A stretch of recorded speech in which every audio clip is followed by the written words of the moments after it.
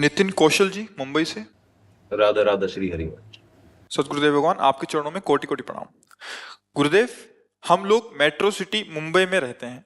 वहां की चकाचौंध भरी जिंदगी से मन विचलित होता रहता है। ऐसे वातावरण में नाम जप और भक्ति करना बड़ा कठिन सा लगता है। कैसे पुष्ट रखें? नहीं, कठिन पाश्चात्य सभ्यता से स्वयं को कैसे दूर नहीं रखें? नहीं, लंका से ज्यादा है क्या? लंका में रह के जब विभीषण जी ने ऐसी भक्ति कर ली कि भगवान कह रहे हैं तुम सरीखे संत प्रिय मोरे, महादेव जी कह रहे हैं कि उमा संत, ये विभीषण संत यही बड़ाई, वो करत मंद जो करे भलाई। ये लंका से ज्यादा तो नहीं। उस समय तो राक्षसी पूरा क्या होता है, हमारा ढुलमुल स्वभाव होता है, अभी पक्का नहीं बना।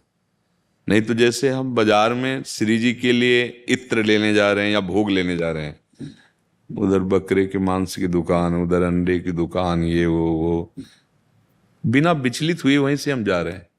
हमें सिर्फ लक्ष्य है इत्र लेना श्री जी के लिए, चले आए, कोई मतलब नहीं। हमारा लक्ष्य नहीं बन पा रहा भगवत भजन।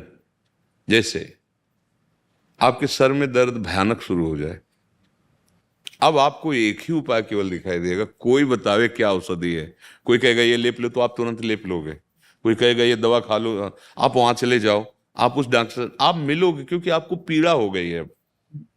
अगर आपको पीड़ा हो जाए इस बात से कि इसी जन्म में मुझे भगवत प्राप्ति करनी है, अब आपको कोई नहीं रोक सकता। अब हम लोग क्या है कि हमारा जो मन है वो 5 ज्ञानेंद्रियों के साथ विषयों में बहुत सुख मान रहा है। सुन सुना के लग रहा है थोड़ा भजन होना चाहिए, थोड़ा कल्याण भी तो हो जाना चाहिए, पर उस टिकाऊ बात नहीं अंदर। तो जब भोग आते हैं, जब विक्षेप आता है तो फिसल जाते हैं। नहीं तो अगर दृढ़ हो जाए, हाँ निश्चित कोई फर्क नहीं पड़ने वाला। हजारों की सभा में हमें जिससे प्यार होता है उसकी स्मृति, उसकी झांकी कोई रोक पाएगा? आप सोचो, लाखों की सभा में बैठा है लेकिन याद में उसका प्यारा है जिससे वो प्यार किए हैं। तो हमारे प्यारे प्रभु हैं, उनके सिवा कोई है नहीं। जो भी प्यार जहां भी करता है वो प्रभु से ही करता है, पर जान नहीं पाता, क्योंकि शरीर से कोई प्यार नहीं करता, क्योंकि वो निकल जाए तो उसको फुकवा देता है वो, और उसको वो जानता नहीं, तो इसीलिए उसका प्यार झूठा है, सच्चा नहीं है। जिससे प्यार किया उसको तो जाना नहीं, और जिसे जाना उससे प्यार नहीं किया, क्योंकि वो अंदर वाला निकल जाए तो कोई भी हो इस बाहर ढांचे को फुकवाना ही पड़ेगा। मतलब इससे प्यार नहीं किया। बोले किससे प्यार किया? बोले अंदर जो था। तो अंदर वाले को जाना क्या? तो बिन जाने न होए प्रतीति, बिन प्रतीत होए नहीं प्रीति। जब जाना नहीं तो प्यार कैसा? तो झूठा हो गया ना। इसीलिए सच्चा प्रेम मार्ग भगवान के चरणों का आश्रय, उनका चिंतन। पर हमारे लोगों की अंदर ऐसी धारणा बन गई है, भजन क्यों नहीं होता? धारणा का मतलब एक दृढ़ भाव बन गया है कि भोगों में सुख है। अब ये जब तक नहीं कटेगा तब तक आप एकांत कमरा ले लीजिए, कुछ नहीं बदलेगा। और अगर अंदर बात ये बैठ गई है कि भगवान में ही सुख है, जो शांति है, जो विश्राम है भगवान में, तो आप कहीं ले चलो, कहीं भी ले चलो। जो चल रहा है ना उसे रोक नहीं सकते तुम, क्योंकि दिमाग में बात बैठ गई है, मात तो बैठ गया है कि भगवान के सिवा सब झूठा है, सब नाटक माया का। तो चाहे जहां बैठा लो, आप टाकीज में चलो बैठ जाओ, टीवी चला दो, कुछ भी कर दो, यहां नहीं बंद होगा। जैसे आप कहीं भी है, बिहारी जी में भी खड़े हो, जो यहाँ चल रहा है ना वही देख पाओगे। बिहारी जी को नहीं देख पाओगे। इसलिए मुझे लगता है कि हम ये जो दलीलें पेश करते हैं कि हम गृहस्थ हैं, हम नौकरी पेशा वाले हैं, या हम अमुक जगह हैं, या हम विदेश में हैं, हम वहाँ भक्ति कैसे करें? नहीं नहीं, भक्ति अंदर का विषय, कोई नहीं रोक सकता। हमें अगर प्यार है, हमें अगर महत्व बुद्धि है और हमारा आकर्षण है, तो हमें कोई नहीं रोक सकता। 3 बातें देख लीजिए, हमारा भोगों में आकर्षण है, शरीरों से प्यार है, और महत्व बुद्धि धन में, पद में। अब भजन होना कर गया। अब भजन कैसे होगा? चाहे जहां बैठ जाओ, भगवान के पास भी बैठ जाओ तुम, अंदर की दृष्टि भगवान देखते। अब आप पैंट शर्ट में हो, अंदर से भगवान से प्यार करते हो, आप संत हो, आप भगवान के निज जन हो, आप महात्मा हो। महात्मा कोई किसी पद का नाम नहीं है बाहरी, भेष का नाम नहीं है, स्थिति का नाम है, स्थिति। बस ये प्यार का विषय है। जैसे ये यद्यपि उदाहरण जो है ये थोड़ा विपरीत बैठेगा अगर ना समझो। आपको ब्याही गई है और प्रेम उसका किसी और से पहले से सुदृढ़ है, आपके पास रह करके भी वो आपकी नहीं है। पूरे परिवार में सेवा करेगी सबसे, नहीं है। अगर उधर का कोई व्यक्ति दिखाई दे दे तो वो अवसर निकाल कर उससे, वो कैसे हैं, क्योंकि हृदय से प्यार हो गया ना। इसे जार भाव कहते हैं। जार भाव मतलब ब्याही किसी और को और आसक्ति किसी और की। ठीक ऐसे ही अपने को भजन करना है। हमारा संबंध संसार से है और हम प्यार प्रभु को करते हैं, लेकिन हाँ, पति पुत्र परिवार सब पूरा भरा पूरा है, लेकिन अंदर से तड़पन है। दरस बिन दूखन लागे नयन, जब से तुम बिछड़े पिय प्यारे, कबहु न पायो चे। हे कृष्ण, हे गोविंद, एक बार मैं तुम्हें देख पाऊं, एक बार मैं तुम्हारे चरण पकड़ लूं, कब ऐसी कृपा हो। अब वो सब कार्य कर रहा है, पर अंदर ही अंदर उसका जो चिंतन चल रहा है, इससे भगवत प्राप्ति होती है।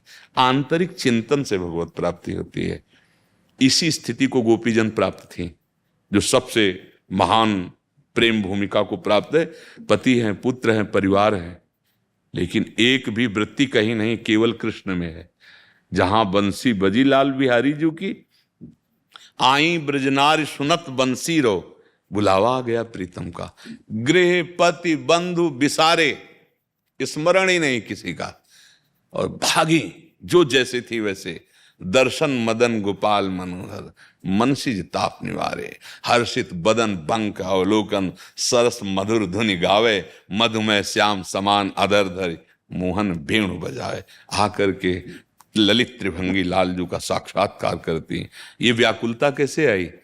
वो घर में सब कार्य करते हुए श्री कृष्ण चिंतन, श्री कृष्ण रूप चिंतन, श्री कृष्ण लीला चिंतन, श्री कृष्ण नाम चिंतन।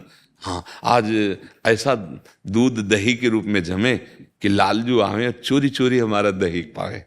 आज ऐसा दही मंथन से माखन निकले कि लालजू सखाओं के साथ आवे और डरपते हुए माखन। वैसी भगवान लीला करते। ये थामाम प्रपद्यन्ते तास्त्र, उनके हर समय चिंतन केवल कृष्ण। दही बेचने जा रहे हैं, बोलना चाहती दही ले ले दही, और निकल रहा है कोई गोविंद ले ले, कृष्ण ले ले, माधव ले ले। विक्रेतु कामा खिल गोप कन्या, मुरारी पादार्पित चित्त वृत्ति। दध्याधिकम मोह वशाद वोचत, गोविंद दामोदर माधवेति। बस यही भक्ति का स्वरूप है। तो बंबई में तो बढ़िया हो सकता है, कहीं भी अगर आप ये समझो, कहीं भी चले जाओ, आपके हृदय की प्रीति संसार में है तो आप संसार ही देखेंगे, संसार ही चिंतन करेंगे। और भगवान की है तो कहीं भी चले जाओ, भगवान का ही चिंतन होगा। इसलिए हमें लगता है सत्संग सुनो, नाम जप करो, और जहां हो, अगर वहां पछाड़ मार दी तुमने तो फिर तुम्हें कोई हराएगा नहीं। अच्छा, गुफा में आप अगर भजन किए तो कमजोर हो गए, अब समाज में जब जाओगे तो विक्षेप पड़ेगा। और आपने बाजार में बैठ के अभ्यास किया है भजन का, तो गुफा में तो अपने आप समाधि लग जाएगी। समझ रहे? गृहस्थी में रह के भजन करके निकल गए ना, तो कोई परास्त नहीं कर सकता। वहां भजन कर ले गए, संयम में चल गए, तो बहादुर हो गए, बहादुर हो गए। ले बहादुर, खान पान, लोग, परिवार, रिश्ते नाते, सबके बीच में।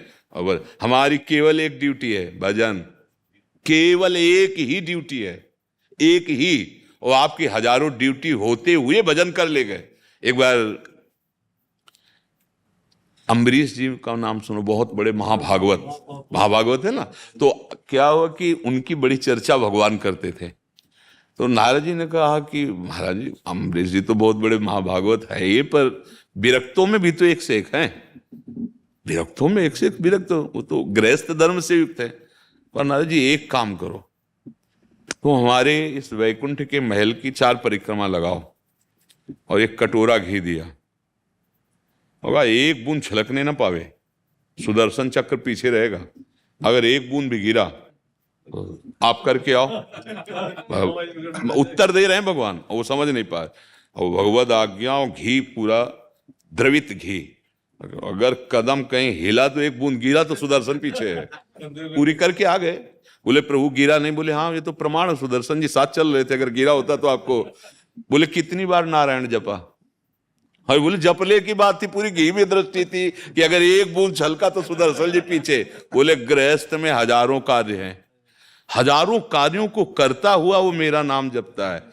राज चक्रवर्ती सम्राट थे अम्बरीश जी, हाँ राज पद पर बैठा हुआ सब कार्य करता हुआ, सावई मन कृष्ण पदारविंद। ये ऊंची बात। ये जैसे कोई कह देता है कि हम गृहस्थ हैं, तो हमें लगता है तुम अपनी बात को समझ नहीं पा रहे हो। तुम विशेष भक्त हो, तुम सेवा परायण हो। हम लोगों का उदर पोषण कहां से होता है? भगवान तो करते हैं, लेकिन निमित्त किसको बनाते हैं? गृहस्थ को। हम वस्त्र कहां से पहने? गृहस्थ से। हम पैदा कहां हुए? गृहस्थ में। गृहस्थ धर्म कोई ऐसा धर्म नहीं। लोग कहते महाराज हम तो गृहस्थी हैं, तो गृहस्थी का मतलब समझते हो? चाहे जितना बड़ा महात्मा हो, माता पिता से तो पैदा हुआ है, वो माता पिता गृहस्थी तो होंगे। चाहे जितना बड़ा महात्मा हो, भिक्षा किसके दरवाजे? गृहस्थ के दरवाजे। तो आप लोग अगर भजन थोड़ा भी कर लो, बस बुरे आचरण ना करो, तो आपको भगवान मिल जाएंगे। क्योंकि आप लोगों के द्वारा बहुत से ऐसे मंगल कार्य होते रहते हैं।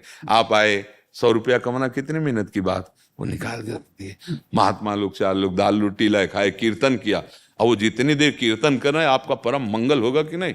और उनको वस्त्र मिल रहा है, भोजन मिल रहा है गृहस्थी से, और आप इसके बाद आप भी भजन कर रहे हैं, बुरे आचरण नहीं कर रहे, तो आप सर्वश्रेष्ठ तो हो ही जाएंगे। क्योंकि हमारी तो केवल एक ही ड्यूटी है, भजन। और अगर हम अपनी ड्यूटी ना निभा पाए ना, तो दुर्गति होगी पक्का।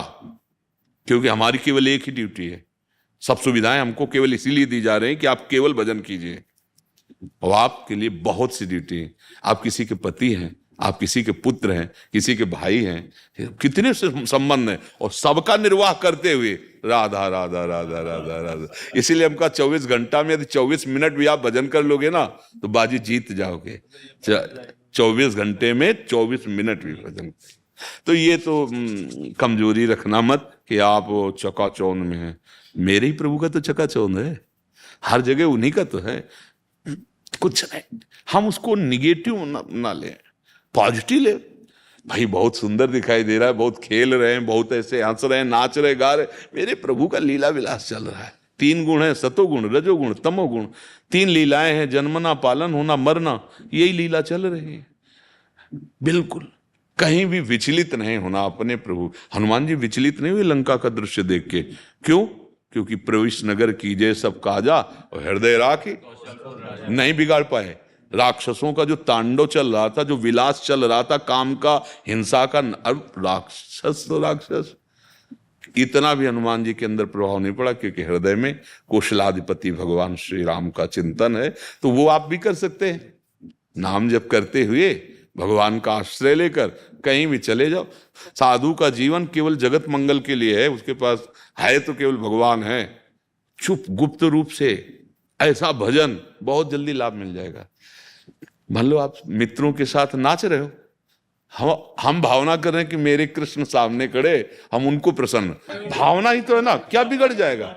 अब उसमें अगर कि भाई हम तो भगत हैं, नहीं, गलत पेय नहीं पिएंगे, गलत भोजन नहीं करेंगे, गलत आचरण नहीं करेंगे, पर व्यवहार में है तो हम ऐसा दिखाएंगे कि हम संसारी आदमी हैं। वो अंदर अपने प्रभु को देख के नाच रहे हैं, अपने प्रभु को गा रहे हैं, हम भी उन्मत्त हो रहे हैं, और मित्र लोग भी कह रहे हैं कि हाँ भाई ठीक है, और हम अंदर से वो सब प्रभु को दे रहे हैं, हमारा भजन बन रहा है। चतुराई, भजन चतुराई से होता है। दिखावा करने में फिर माया बाधा डाल देगी। चतुराई से अंदर ही अंदर राधा राधा, बस बुरे आचरण न करो। सबसे पहला भजन का नियम है, जैसे हाँ, अब जैसे शराब, मांस, पराई माता बहनों की तरफ गंदी दृष्टि, और ये सब हिंसा, चोरी, फिर तो दुर्गति होगी, चाहे कोई भी हो। अगर ये सब नहीं कर रहे हो और थोड़ा नाम जप कर लो, और सब जो सेवाएं कर रहे हो भगवान को समर्पित, पक्का भगवत प्राप्ति हो जाएगी। हमारी बात मान लो, ये हम शास्त्र सम्मत कह रहे हैं। हाँ पक्का हो जाए। ज्यादा मेहनत की जरूरत नहीं होती भगवत प्राप्ति में। भगवत प्राप्ति में पसीना चुआने वाले काम नहीं है, ये सुलझने वाला काम है। पूरी गीता सुनी, और अर्जुन जी को जो प्राप्त हुआ तो केवल स्मृति, बोले नष्टो मोहा स्मृति लब्धा, मोह का नाश हो गया, भगवत स्मृति जागृत हो गई। अगर आप राधा राधा राधा राधा, सब बढ़िया, सब मंगल, जो दुख सुख आवे उनको सह लो, राधा राधा राधा। दूसरों की सेवा, गंदे आचरणों का त्याग, पक्का भगवत प्राप्ति, चाहे जहां रहो भगवत प्राप्ति। ऐसा नहीं अगर हम किसी देश विशेष में सोचें कि वहां जाने से भगवत प्राप्ति होगी तो घाटा हो जाएगा। अगर हमारा मन नहीं बदला तो कहीं भी चले जाओ प्यारे, कहीं भी चले जाओ। आप जाके मंदिर में बैठो, थोड़ी देर इसकी गणित देखो, मन की क्या दिखा रहा, क्या सोच रहा, डायरी लेके बैठो और लिखते जाओ कि देखो ये दिखवाया, ये बुलवाने की चेष्टा कर रहा है, ये सोच कर रहा है। वो 1 मिनट नहीं टिकेगा ठाकुर जी में। एक बार कृष्णदास नाम के बड़े महात्मा थे, यही हमारे गिरिराज जी के, श्रीनाथ जी के सेवक थे। वो श्रीनाथ जी के श्रृंगार के लिए आगरा जाया करते थे। तो वहां बहुत सी भीड़ लगी हुई थी ऐसे, तो कौतूहल बस वो भी देखने लगे। तो एक नवयुवती वैश्या नृत्य के द्वारा लोगों को रिझा के धन ले रही थी, गान कर रही थी अपने परिकर के साथ। अब ये भी खड़े हो गए बाबा जी। तो लोग ये मन में सोच रहे थे कि बाबा जी वैश्या का नाच देखने आए, और वो बड़ी एकाग्रता से उसे देख रहे थे।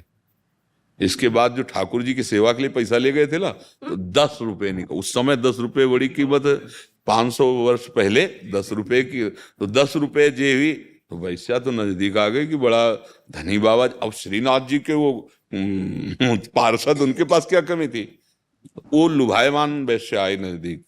तो जैसे वो करके सलाम करके, तो कृष्णदास जी ने कहा कि हम तुम्हें एकांत में बुलाना चाहते हैं, जितना रुपया कहोगे देंगे।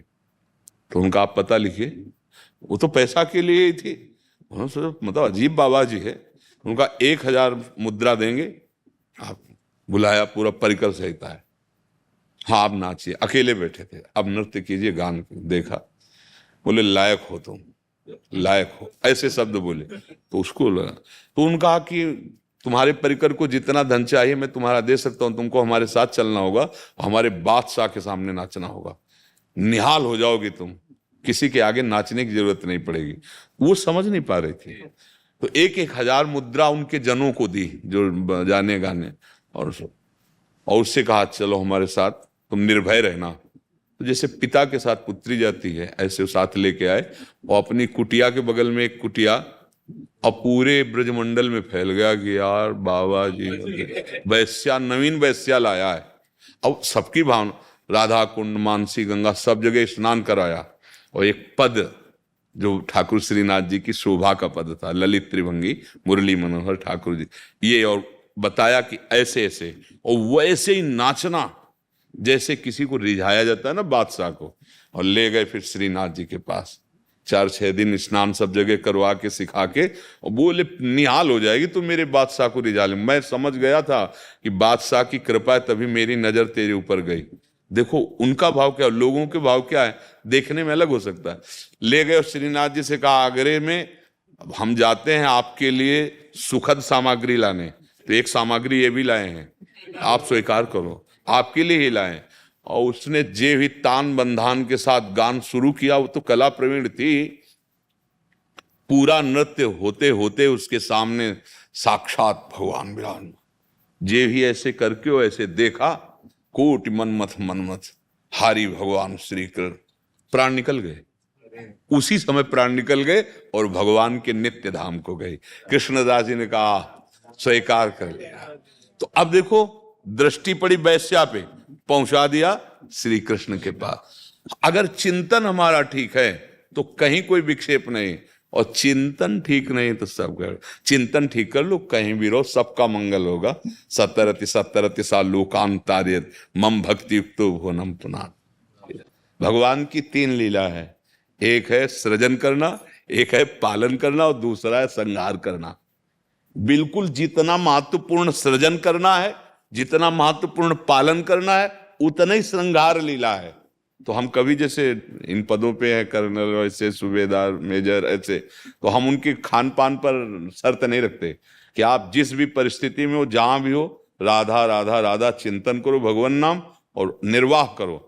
और जब आप रिटायर हो जाओगे तब आपके ऊपर लागू हो जाएगा, फिर आपके ऊपर कानून लागू हो जाएगा, आप ऐसे चलिए, आप ऐसे चलिए। अभी तो आपका एक ही कानून है, हमारे राष्ट्र की सुरक्षा कीजिए और राधा राधा कीजिए, और जो मिले जैसे मिले प्राण पोषण करते हुए अपने प्राण रूपी पुष्प भारत माता के चरणों में समर्पित कीजिए। एक मतलब धर्म का अलग अलग सिद्धांत होता है। व्यक्ति एक ही व्यक्ति है, अवस्थागत परिस्थितिगत उसका सिद्धांत अलग बदल जाएगा। तो उससे मुझे जैसा लगता है कि इसमें जो आदेश हुआ उसका वैसे पालन करना है। हाँ, नाम जप करते रहिए और भगवान का आश्रय लेकर के आगे बढ़ते रहिए। इसमें दुखी होने की, जो राष्ट्र के सेनापतियों का आदेश है जिसके आप अंतर्गत हो, बस उस आदेश का पालन कीजिए। वो मतलब अलग डिपार्टमेंट है, अलग विभाग है उसमें। ये तो अगर हम मूंग की दाल और रोटी और मूली और पालक की छौंक ये सात्विक पवाया जाए किसी एक व्यक्ति को 1 साल तक, उसका मन ही नहीं करेगा किसी को गोली मार दें, क्योंकि सात्विक हो जाएगा, उसकी वृत्ति नहीं हिंसा कर सकती। तभी तो साधु का भोजन सात्विक होता है, फिर इसीलिए सर्वत्यागी बन जाता है। उसको कोई मारे तो भी नहीं मार सकता वो। पर आप जहां हो, जरूरत तो वहां इस त्याग की नहीं है। तो उस समय दया या करुणा या मैत्री इन सब भावों का वहां महत्व नहीं, वहां उस समय शत्रु पक्ष विराजमान है। और हमें अपने अगर 4 घुस आए तो 400 को मारेंगे, नहीं मारे हमारी प्रजा को, हमारे समाज को वो पीड़ा पहुंचा देंगे। तो वो अपनी जान की बाजी खेल करके वो हिंसात्मक वृत्ति नहीं धारण करेगा तो वो राष्ट्र का सेवक राष्ट्र रक्षा कैसे करेगा? हिंसात्मक वृत्ति तो धारण ही वहां करनी पड़े। देखो, अलग अलग, हम यही कह रहे हैं, अलग अलग व्यक्ति की अलग अलग अवस्था पर धर्म का स्वरूप बदल जाता है। कहीं कहीं हिंसा ही परम धर्म हो जाता है, वहां जरूरी है। अगर हिंसा नहीं की तो अब अधर्म हो जाएगा, अब पतन का मार्ग खुल जाए। तो ये देखना है, जहां जिस पक्ष में हमारी ड्यूटी लगी है उस पक्ष में बिल्कुल सावधान होकर रहना। तीनों लीलाएं आवश्यक हैं और बराबर होंगी, कोई रोक नहीं सकता। जैसे सृजन होना, पालन होना, ऐसे संहार होना, ये तीनों लीलाएं भगवान की चल रही। तो इसलिए गंभीरता पूर्वक निर्वाह कीजिए, नाम जप करते रहिए। हाँ, साधु हृदय तुम्हारा, इसलिए उसका दुख तो होगा, पर अब भगवान की लीला से तो तुम वहां लगे हो ना ड्यूटी में, तो फिर उस ड्यूटी का निर्वाह कीजिए। ड्यूटी का वो राष्ट्र सेवा है। हम राष्ट्र सेवा को भजन मानते हैं, बिल्कुल। जब हमारे सामने आर्मी के आते हैं ना पदाधिकारी जन, तो हम वैसे देखते हैं जैसे संत आते हैं। इनको पहाड़ में लगा दो तो पहाड़ में लगे हुए हैं, रात दिन प्राणों को मोह छोड़कर, परिवार का मोह छोड़ करके पता नहीं किस समय तिरंगे में लिपट जाएं, पता थोड़ी होता है। तो हमारे देश की रक्षा में वो वहां बेचैन, तो यहाँ हम चैन से भजन कर रहे हैं। अगर वहां वो, तो फिर हम भजन नहीं कर पाएंगे। इसलिए राजा और राज सैनिक सदैव बंधनी रहे हैं कि हमारी प्रजा को, अब मतलब जो धर्म शास्त्र के अनुसार है, वो अपने पुत्रवत प्यार करते हैं प्रजा को, वो अपने प्राणों का बलिहार करके प्रजा की रक्षा करते हैं। तो उनका आहार विहार उस पर नजर नहीं की जाती। हाँ, अपने लोग आहार विहार पर नजर करते, क्योंकि हमारा काम है क्षमा करना। अब जैसे कोई आकर के हमें पीटने लगे तो हम उसको थप्पड़ थोड़ी मारेंगे। हमारे भगवान का विधान है, शरीर का जो होना है, राधा राधा राधा राधा। लेकिन भारतीय सैनिक थोड़ी ऐसा सोचेगा। तो अलग सिद्धांत है, अलग उसकी स्थिति है। तो मतलब लोकवत नहीं समझा है, धर्म का बड़ा सूक्ष्म विषय है। जब भीष्म जी से पूछा कि मुझको हार गए क्या महाराज युधिष्ठिर, आप उत्तर तो बोले, बेटा वो धर्म का स्वरूप है, साक्षात धर्मराज। वो धर्म के सूक्ष्म स्वरूप को जानता है, उसको समझाने की जरूरत नहीं किस स्थिति में कहां कौन सा कैसा धर्म है। तो अब जैसे एक ही सिद्धांत सब पे लागू नहीं होता, धर्म का अलग अलग स्थान हो जाता है। जब कोई भगवत प्राप्ति की बात आती तो फिर आ जाता सर्वधर्मान परित्यज्य। इसीलिए कहा सर्वधर्मान परित्यज्य मामेकम शरणम व्रज। आ जाओ, अब ये जा रहा मोक्ष की तरफ, अब ये जा रहा परम पद भगवान के दासत्व की तरफ। ये अभी राष्ट्र रक्षा की बात है। ऐसे अब कोई भी गलत मन विचार में आता है तो आपका दृश्य हृदय में आ जाता है। तो आपका इतनी पूर्ण कृपा हुई है हमारे ऊपर कि जिसका कोई मोल नहीं है। वो गिरिराज जी ही कृपा करते हैं, यहाँ से गिरिराज जी बुलवाते हैं, श्री जी बुलवाते हैं। मानव जीवन का परम लक्ष्य आचरण पवित्र, दूसरे के सुख की भावना और नाम जप, इससे सब कुछ हो जाएगा। नाम जप एक महान शक्ति है। अगर नाम जप चल रहा है तो हर विकारों पर विजय प्राप्त हो सकती है। नाम जप नहीं चल रहा तो प्रभु के समीप रहने पर भी विकार से बचा नहीं जा सकता, क्योंकि वो उन्हीं के पार्षद है ना भाई। काम क्रोध लोभ मोह मद मत्सर, इनको सामर्थ्य कहां से मिली? कृष्ण से ही। राक्षसों को बल कहां से मिलता है? उन्हीं से तो मिलता है। तो अगर हम उनका बल नहीं धारण करेंगे तो हम जीत नहीं पाएंगे, क्योंकि वो विपक्ष भी प्रभु का ही है। भगवान कह रहे मम माया, वही तो कह रहे मम माया दुरत्यया, मेरी माया। अपने लोगों को कहते हैं ममई वांशो, तो मेरा अंश। तो जैसे मैं भगवान का अंश, ऐसे वो भगवान की शक्ति। यदि हम भगवान का नाम जप करें, भगवान का आश्रय लें और गंदे आचरण छोड़े, विचार आना स्वाभाविक हो सकता है, क्योंकि पूर्व से हमारे संस्कार नहीं गंदे, तो विचार आ सकते पर क्रिया ना होने पावे। अगर क्रिया से बचा ले गए तो विचार नष्ट हो जाएंगे, क्योंकि नाम जप चल रहा है। नाम जप से परम मंगल हो जाता है। गिरिराज सलेख चंद जी, राधे राधे। प्रभु, हमें मैं और मेरा से अलग चलने का मार्ग दिखाएं, जिससे हमारा जीवन भक्तिमय हो जाए। भगवान ने देखो इस श्लोक में बताया है कि दैवी हेषा गुणमयी मम माया दुरत्यया। ये मैं और मोर तोर तय माया, जेहि बस किन्हें जीव निकाया। ये त्रिगुणात्मिका माया बहुत दुरत्य है, इससे पार होना सहज नहीं है। तो बोले एक ही उपाय, मामे ये प्रपद्यन्ते माया में ताम तरन्ति ते, मेरी शरण में आ जाओ। तो भगवान तो जय घोष कर रहे हैं, मेरी शरण में आ जाओ, मैं तुम्हें माया से पार कर दूंगा। तो श्री कृष्ण शरणम मम, हरि शरणम मम, और नाम जप करो। मैं और मोर तोर तय वो सब समेट लेंगे, उनका जाल है। अगर हम भगवान की शरण में नहीं गए तो कोई दूसरा उपाय नहीं, एकमात्र भगवान की शरणागति और भगवान का नाम जप, यही एकमात्र उपाय, दूसरा कोई उपाय नहीं। आप चाहे जितनी बड़ी तपस्या कर ले उसका अलग फल होगा, दान पुण्य कर ले उसका अलग फल होगा, तीर्थ याटन करें उसका फल होगा, लेकिन पाप जो है वो ऐसी टांग मारेंगे कि सब का सब चौपट कर देंगे। और उस पाप को जो नष्ट कर सके वो केवल भगवान है। मामे ये प्रपद्यन्ते माया में ताम तरन्ति, अहम त्वाम सर्व पापेभ्यो मोक्षयिष्यामि मा शुचा। मैं ठेका लेता हूं, तुम्हारे सारे पाप नष्ट कर दूंगा। ये बात केवल भगवान कह सकते, कोई देवता नहीं बोल सकता, किसी दूसरे की ताकत नहीं। देवताओं की ऐसी ताकत है, जैसे दुकान 100 रुपया दो तो जो 100 रुपया की कीमत की सामान है वो चाहे जो ले लो, अगर उसमें 110 का है तो नहीं मिलेगा आपको। ऐसे जितनी तपस्या, जितना पुण्य, उतने ही देवता आपको दे सकते हैं। लेकिन भगवान घर के हैं, गोदनामे वाला, गोदनामे में आ गए तो पूरी प्रॉपर्टी का अधिकारी हो गया। भगवान ही बचा सकते हैं मैं और मोर से, तोर और तय से जो माया का जाल फैला है। तो भगवान की शरण में होकर के भगवान का नाम जप करो, यही मार्ग है, दूसरा कोई मार्ग नहीं है। अगर भगवान की शरण नहीं तो मैं और मोर तय तोर से कोई बचा नहीं सकता। वो बड़ा सूक्ष्म अंदर ही अहंकार में ही बैठा हुआ है, और वहीं बैठे हैं भगवान। अगर उनसे प्रार्थना करो तो वो दूर कर सकते, दूसरे किसी की सामर्थ्य नहीं। तो गुरु और भगवान एक ही होते हैं। अगर सदगुरु के रूप में भगवान मिल जाए और उपासना जो बता रहे हैं वैसे, अब समय नहीं रह गया आपका। हाँ, अब जिभ्या से निरंतर राधा राधा राधा राधा राधा। अब ज्ञान विज्ञान का समय नहीं रहेगा, बैठ के विचारो, स्वाध्याय करो। अब चलो, गाड़ी आ चुकी, बस स्टेशन से छूटने वाली है। हाँ, अब कब मृत्यु हो जाए क्या पता। ए भाई, फांसी वाले को तो टाइम दिया जाता है ना कि कल 12 बजे मरोगे, हमको तो टाइम ही नहीं है। कहो अगला शब्द रा के आगे दाना बोल पावे चले जाए। इसलिए हर समय राधा राधा राधा राधा राधा राधा। और अगर राधा राधा कहते श्वास छूटी तो श्री जी मिल जाएंगे, भगवान मिल जाएंगे। देखो, नारायण नाम पुत्र का रखा गया था और उस अजामिल ने अंतिम समय नारायण पुकारा पुत्र को, तो भगवान के पार्षद आगे बचा लिया, यमदूतों की फांस काट दी और परम पद का अधिकारी हुआ। पुत्र के बहाने से नारायण नाम निकलने से ये गति हुई। तो जानबूझकर नारायण बोलेंगे, जानबूझकर राधा बोलेंगे, कृष्ण बोलेंगे, राम बोलेंगे, हरि बोलेंगे तो हमारा कल्याण नहीं हो जाएगा, पक्का हो जाएगा। बस एक ही उपाय है, जीव, ये जीव से ना अहो वत्सपचतो गरीयान यद जिभ्यागे वर्तते नाम तुभ्यम।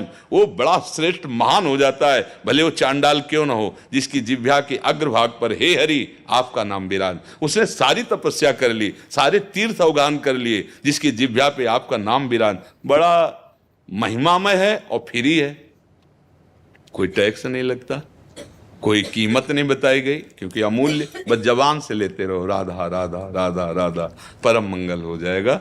एक ही उपाय है, और तो फिर सब माया में बांधने वाले उपाय। पुण्य होंगे तो स्वर्ग जाओगे, भोग कर फिर मृत्यु लोक में आ जाओगे। पाप होंगे तो नरक जाओगे, वहाँ पापों का क्षय होगा तो फिर मृत्यु लोक में। बचना है तो राधा राधा राधा राधा राधा राधा। धन्यवाद धन्यवाद। अच्छा, काशी विश्वनाथ जी, केदार हमारे लिए लाए हो। नमः पार्वती। श्री प्रमोद ब्रह्मचारी जी बाबा है केदार घाट से अच्छा तो कुंभ साथ में। अच्छा, अब ध्यान आ गया, अब ध्यान आ गया, अब ध्यान आ गया। उस समय क्या था कि नवीन अवस्था थी आपकी ला, तो वो रूप देखा था। बड़ी कृपा करी, बड़ी कृपा करी। अब ध्यान आ गया। धन्यवाद धन्यवाद धन्यवाद। जिस समय हम घाटों पे रहते थे उसी समय महाराज जी का भी मिलन हुआ था। जब विश्वनाथ जी आपके साथ जाते थे महाराज जी दर्शन करके जब लौटते थे ना केदार घाट में तो फिर महाराज जी के पास बैठे।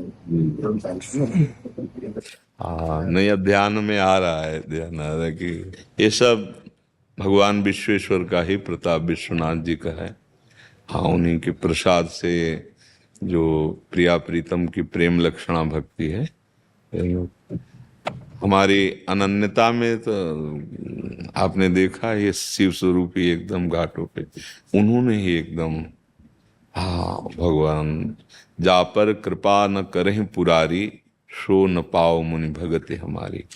बड़े कृपालु हैं आशुतोष भगवान शंकर, उन्होंने कृपा कर दी और प्रिया प्रीतम के धाम को प्रदान किया, प्रिया प्रीतम के प्रेम रस को दाता वही है उन्होंने। हम तो उन्हीं के गुलाम हैं, उन्हीं के दास हैं।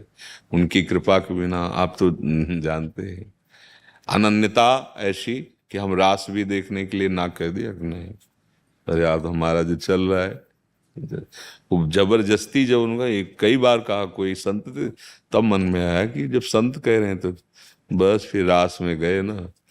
तो जैसे बड़े बड़े संतों ने लिखा है ना कि ब्रज की वीथियों में मत जाना, एक कमर में हाथ रखे हुए नव किशोर ऐसा है जो तुम्हारा सर्वस्व छीन लेगा, किसी कार्य का नहीं रखेगा। तो वही जी ही रास बिहारी के बस महादेव जी की कृपा अब लग गया, हम जी नहीं सकते। यही हमको ले गए थे पहले, आप जब वहाँ थे हाँ। इनके यहाँ पास, तो हमको बोले कि बहुत बड़े महात्मा जी हैं, बहुत विरक्त हैं, किसी से कोई मतलब नहीं रखते हैं और आप उनके दर्शन करने चलिए। तो हम आए थे तो पहले आपको तुलसी घाट पे दर्शन आपका मिला था। हाँ, तुलसी घाट से लेकर मणिकर्णिका घाट तक इतनी हमारे घर था, घाटों किनारे। दिन में दोपहर की पंडा की छतरी में, तो शाम के आके तुलसी घाट में इसलिए बैठते थे कि वहाँ कुछ देने वाले लोग आ जाते थे, तो कमंडल का ढक्कन ऐसे रख देते, कोई सतुआ या कोई बर्फी जैसे दो चार लोग ऐसे थोड़ा, तो उसी से बस प्राण पोषण हो जाता था। आश्रम किसी के जाना नहीं, भिक्षा करनी नहीं, आकाश वृत्ति से घाट में जो महादेव जी भेज दे। तो वहां घाटों में कौन भेजे, तो तुलसी घाट में इसीलिए आते थे कि वहां कुछ जैसे भिक्षुक जन बैठते थे ना, तो उसी पंक्ति में बैठ जाते थे जो मिल जाता था। जब तक हमारा लक्ष्य दृढ़ नहीं होगा तब तक हम काम क्रोध लोभ मोह मद मत्सर देहाभिमान इनको मिटा नहीं सकते। जब लक्ष्य दृढ़ हो जाता है तब फिर तितिक्षा प्रकट होती है। उसी में इतनी सामर्थ्य है कि हर द्वंद्व को क्षय कर अपने आराध्य देव को प्राप्त करने की। नहीं तो जहां मनोहर बाटिकाएं माया सामने पेश करती है, करो मनोरंजन थोड़ी देर, बहुत थक गए हो, फिर मनोरंजन हो। राम काज कीन्हे बिनु मोहि कहाँ विश्राम। जब तक भगवत साक्षात्कार नहीं, तत्वबोध नहीं, तब तक माया बाटिका में भ्रमण नहीं करना चाहिए। नहीं तो साधु का, साधक का, परमार्थ के पथिक का लक्ष्य भ्रष्ट हो जाना निश्चित हो जाता है। जहां मनोहर बाटिका माया सृजन की सामने कुछ न कुछ वासना तो रहती है ना, तो वो जो तरंग मात्र रहती है वो समुद्रवत हो जाती है, बहुत जल्दी फैल जाती है। तो इसीलिए उपासक को जब तक भगवत साक्षात्कार न हो जाए, मतलब चना भुन गया, उसमें अंकुरण होने का गुंजाइश नहीं रह गया, इस ऐसे नहीं। स्वात्मा रामम विषय मृग तृष्णाम भ्रमयति। जो आत्मा राम पुरुष हैं वो विषय रूपी मृग तृष्णा में भ्रमित नहीं होते। एक बार आत्म तत्व का बोध या भगवत साक्षात्कार, दोनों एक ही स्थिति होती है। मम दर्शन फल परम अनुपा, जीव पाव निज सहज स्वरूपा। भगवान श्री राम जी कह रहे, जीव ही मेरा साक्षात्कार हुआ, स्वरूप बोध हो गया, या स्वरूप बोध हो गया तो हो गया सब कुछ, वो एक ही है। आज के सत्संग में जैसे था, जैसे ब्रह्मभूत महापुरुष की स्थिति होती है, ब्रह्मभूता प्रसन्नात्मा न सोचति न कांक्षति, ऐसे ही महान भक्ति की स्थिति होती है। यत प्राप्य न किंचित वांछति न स्वेच्छत न सोचते न द्वेष्टे न रमते नोत्साही भवते। जिस परम प्रेम को प्राप्त होकर उसकी कोई चाह नहीं रह जाती, कोई सोच नहीं रह जाती, किसी से द्वेष नहीं रह जाता, कुछ भी प्राप्त हो, न रमते, चाहे ब्रह्मा का पद के हो, न पारमेष्ठम न महेंद्रधिष्णम न सार्वभौमम न रसाधिपत्यम न योग सिद्धिर अपुनर्भवम वा। नहीं, न रमते नोत्साही भवत। ये तो स्थिति प्रेमी और ज्ञानी के लिए तो हाँ। अब अगर हम इन दो स्थितियों को नहीं प्राप्त किए तो फिर महाबली ये हैं काम क्रोध लोभ मोह मद मत्सर, और ये फौरन अपना जाल फेंकेंगे और हमारे दौड़ते हुए कदमों को फंसा के गिरा देंगे। इसलिए जरूर ये जीवन अब मनोरंजन में नहीं, ये जीवन पूर्णता में होना चाहिए। जब बोध हो जाएगा खत्म खेल। अब विपक्ष पर विजय प्राप्त कर ली, स्वराज्य पर बैठा हुआ है, अब तो क्या है, अब तो शासन है उसका, प्रकृति उसके अधीन होती है। ब्रह्मबोध संपन्न महापुरुष की शरीर सेवा दासी की बात प्रकृति करती है, वो शरीर से तो परे है। ऐसे ही प्रेमी होता है, पांचों भूले देश सुधि छठे भावना रास की, वो देश शुद्ध विस्मृत किए हुए प्रकृति माता की तरह उसका पोषण करती है व्यवहार का, और वो अपने स्वरूप में स्थित रहता है। भक्त का भी स्वरूप है, इसमें भावना का स्वरूप होता है। जैसे आत्म तत्व है, इसका कोई स्वरूप नहीं है, क्यों काला है कि गोरा है कि वो उच्च है कि हाँ, जो आप भावना करेंगे इसका प्रभाव इतना, पावर इतना है, उसी में तन्मयता हो जाती है। जैसे पुरुष अब हो गए, हमारा स्वरूप थोड़ी है पुरुष। तो भक्त क्या करता है, प्रबल भावना करता है, अब वो विशुद्ध भावना है।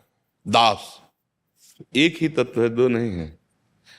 भेद से अभेद और अभेद से भावात्मक भेद, क्योंकि अगर ये द्वैत बना रहा माया जनित तो काम बना नहीं। देखो गोपीजनों को अद्वैत स्थिति, गोपीजन अपने जित देखूं तित श्याममय है, कोई द्वैत रह गया क्या? तो जित देखूं तो इधर भी तो ना, वो स्वयं वर्णन करती स्थिति। कान भय प्राण में, प्राण भय कान में, ही में ना जान परे कान है कि प्राण है। ये तो इधर अंतर की दशा है, और बाहर जित देखो तित श्याममयी, एकाकार वृत्ति हो गई। अब प्रेम गलियत साकरिता में दो न समाये, एक स्थिति आई और जो ही बाहर निकला द्वैत से अद्वैत स्थिति, एकाकार ब्रह्म नहीं, माया नहीं, नहीं जीव नहीं काल, अपनी सुध न रही, एक रहे नंदलाल, कृष्णाकार वृत्ति। अब उस कृष्णाकार वृत्ति में दो दिखाई देंगे, दास और स्वामी, लेकिन उसका अस्तित्व नहीं है। मन कृष्ण, बुद्धि कृष्ण, चित्त कृष्ण, सर्वस्व कृष्ण, कृष्ण ही कृष्ण। केवल ढांचा दिखाई देगा पांच भौतिक मनुष्याकार, वो अंदर अब केवल भगवान विराजमान है। ऐसे ही ब्रह्मबोध संपन्न का ढांचा केवल दिखाई देगा, वो सर्वरूपधारी महापुरुष है। जितने रूप सब उसी के हैं, जितनी महिमा सब उसी के है, उसके सिवा कोई दूसरा है ही नहीं। सब उसका संकल्प है, सब उसका विलास है, इसीलिए वो निरपेक्ष रहता है। वो मननशील महात्मा ऐसा होता है जिसके पीछे भगवान चरण रजले निकले घूमते हैं। निरपेक्षम मुनिम शांतम निर्वैरम समदर्शनम अनुब्रजाम्यहम नित्यम पुयेतंग्रेण भी। तो अपने को जो मार्ग मिला है, चाहे भक्ति का हो और चाहे ज्ञान का मार्ग हो, चरम अवस्था में पहुंचना है। जब तक ऐसी ऊंचाई में दौड़ के चढ़ जाओ कि कोई भी आग की आंच भी ना आने पावे, कामाग्नि, क्रोधाग्नि, लोभाग्नि, ये अग्नियां हैं, इनकी हृदय में आंच भी ना आने पावे। वो द्वंद्व विमुक्ता सुख दुख संगई, जो सुख दुख में समान भाव समस्त द्वंद्वों पर विजय प्राप्त किए हुए महापुरुष है परमानंद में। चाहे भक्ति मार्ग से चले, चाहे कर्म योग से चले, चाहे ज्ञान योग से चले, चाहे अष्टांग योग से चले, सबका एक ही लक्ष्य है, जो निर्विकल्प समाधि है। वो ईश्वर लीन अवस्था है। ईश्वर लीन अवस्था एक है संकल्पित समाधि, एक है निर्विकल्प समाधि, जिसमें संकल्प विकल्प की कोई गुंजाइश नहीं। वो परमात्मा स्वरूप योगी हो जाता है, ऐसे ज्ञानी ब्रह्म स्वरूप हो जाता है। और भगवत भजन के प्रभाव से तस्मित तज्जने भेदाभावात, प्रभु और प्रभु के जन में भेद का अभाव है, वो भगवत स्वरूप हो जाता है, वो प्रेम स्वरूप हो जाता है। जब तक इस ऊंचाई पर न पहुंच जाए तब तक कोई व्यवहार, कोई मित्रता, कोई पद, कोई योग्यता, ये सब अनर्थ का कारण बन जाएगी। कोई पद नहीं, जब तक अपने प्रभु का साक्षात्कार नहीं, अपने स्वरूप का बोध नहीं, तब तक नहीं।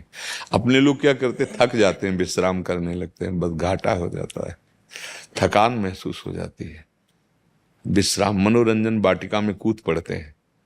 मना खष्टान इंद्रियाणी प्रकृति स्थानी कर सती, बस अब वो अपने सहायकों के सहित अधीन कर लिए। अब गुरु छुड़ा दे तो छुड़ा दे, नहीं तो ऐसे दलदल में फंस जाता है। आप तो सब जानते ही हैं, ऐसे दलदल में फंस जाता है कि केवल वार्ता ज्ञान की होती है और स्थिति अज्ञान की होती है। तो परमानंद का अनुभव नहीं हुआ, जीवन व्यर्थ चला गया। वाचिक ज्ञान से ब्रह्मानंद का नायम आत्मा प्रवचने न लभ्या न मेधया न बहुना श्रुते न, वो तो अनुभूत होना चाहिए, अनुभूत। तो नई अवस्था में जैसे अपने लोग, तो नई अवस्था में पहले ब्रह्म साक्षात्कार, प्राणों का मोह छोड़ करके कूदना होता है इस मार्ग में। हाँ, प्राणों ब्रह्म साक्षात्कार, स्थूल सूक्ष्म कारण तीनों शरीरों का विस्मरण, अपने स्वरूप का बोध, तीनों शरीरों का विस्मरण, अर्थात त्रिभुवन में कुछ भी स्मृति न रह जाए। इतनी विवेक प्रचंड हो जाए कि सब भस्म हो जाए स्मृतियां। ऐसी भक्ति में मुरारी पादार्पित चित्त वृत्ति, सब क्रियाएं हो रही हैं लेकिन चित्त की एक एक वृत्ति श्री कृष्ण चरणों में। अब वो गंभीर मुद्रा में ममता और करुणा से रहित होता है जो ज्ञानी होता है, क्योंकि द्वैत में ही तो ममता और करुणा का बोध होता है। लेकिन प्रेमी अद्वैत स्थिति के आगे जो द्वैत, उसमें उसके केवल ममता और करुणा ही रहती है। ममता और करुणा, क्षण क्षण में रोता है, क्षण क्षण में हंसता है, क्षण क्षण में वो अपने समता सब संसार में और ममता श्यामा श्याम में, अगाध ममता केवल प्रिया प्रीतम में, और समस्त जगत में समत्व प्राप्त किए हुए वो महापुरुष कभी छिन छिन रुदन करंत, कभी याद में उनकी तड़प तड़प के रो रहा है। तो ऐसा लगेगा कि जीवन हो गया, मिले नहीं, पर ऐसा नहीं। तन मन के बिछुरे नहीं और चाह बढ़े दिन रैन, और कबहू संजोग न मानही देखे भरी भरी नयन। ये जो प्रेम मार्ग है ना, तन मन के बिछुरे, ना तन से दूरी और न मन से दूरी, छिन छिन बिहरत संग, अपने आराध्य देव के साथ ही रहता है प्रेमी उपासक। तो उनके दर्शन से कभी गा रहा है, कभी नाच रहा है, कभी उनकी लीला देखकर हंसी आ रही, तो कभी अचानक भाव बदल गया और रोना शुरू हो गया, पूरा जीवन हो गया। हमें लगता है अब नहीं मिलेंगे क्या, और तन मन के बिछुरे नहीं। ये प्रेम, महाबली प्रेम का ऐसा प्रभाव कि विस्मृति में डाल दिया, कभी नहीं मिलेंगे, चिल्ला चिल्ला के रोना शुरू। अचानक फिर रूप माधुरी जागृति, कृतकृत्यता का अनुभव करते, समाधिस्थ है, शांत। फिर देखा वो मुस्कुरा रहे, गा रहा है, उनको रिझाने के लिए नाच रहा है। ऐसी जैसे अवधूत शिरोमणि ब्रह्म बोध संपन्न महापुरुष की स्थिति है। कभी फुटपाथ में भी पड़ा हुआ, कभी राजमहलों में पड़ा हुआ है, उसको इससे कोई शरीर कभी पूजा कर रहा है, कोई जो नहीं महिमा जानते हैं। देखो सुखदेव जी जब पधारे ना परीक्षित जी के पास, तो कुछ कंकड़ पत्थर मारने वाले भी पीछे लगे हुए थे। जब उन्होंने देखा इतने बड़े बड़े महापुरुष इनका आदर करे तो जरूर कोई नहीं तो समझ में आ रहे थे पागल हैं, क्योंकि दिगंबर थे और अपनी ब्रह्मबोध अवस्था में डूबे हुए थे। तो नई अवस्था में जब भगवत मार्ग में कदम रखे तो सबसे पहला कार्य करे, इंद्रियों को निर्विषय कर दे, मन को निसंकल्प कर दे और तन को लौकिक क्रियाहीन कर दे। तभी तो फिर अपने स्वरूप में आने का रास्ता खुलता है। और एक बार अपने स्वरूप का बोध कर लिया, बस हो गया। हमें बहुत अच्छा लगा आपके दर्शन से, क्योंकि उस समय भी